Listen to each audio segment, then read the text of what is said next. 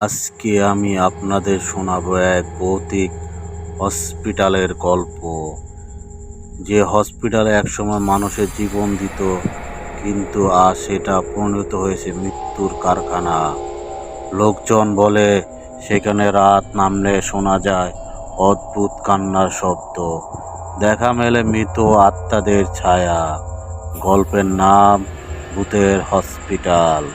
ভয়ের আরেক নাম ভূতের ইনভয়েস। শহরের এক কোণে ছিল একটি পুরনো হসপিটাল। বহু বছর আগে সেখানে ভয়াবহ অগ্নিকাণ্ড লেগে আগুন লেগে যায়। ডাক্তার, নার্স আর রোগী কারো বাঁচে না সেই আগুনে।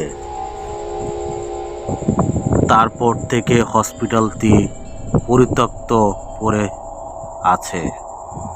লোকজন বলে রাত সেখানে কেউ গেলে ভেতর থেকে রোগীর চিৎকার, ডাক্তারের ডাক আর অপারেশনে টেবিলের শব্দ শোনা যায়।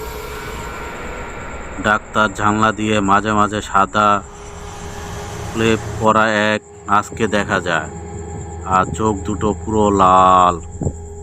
একদিন সাহস করে কয়েকজন তরুণ হসপিটালের ভেতরে প্রবেশ করলো ভিডিও করার জন্য। প্রথমে সব কিছু ঠিকঠাক মনে হচ্ছিল, কিন্তু হঠাৎ করিডোরে এক পাশে তারা শুনতে পেল, অপারেশন শুরু করো, রোগীকে বাঁচাতে হবে। কণ্ঠ শুনে তাদের শরীর কেঁপে উঠল। টর্চের আলো ফেলতে দেখা গেল ভাঙ্গা অপারেশনের থিয়েটারে টেবিলে এক মৃতদেহ শুয়ে আছে।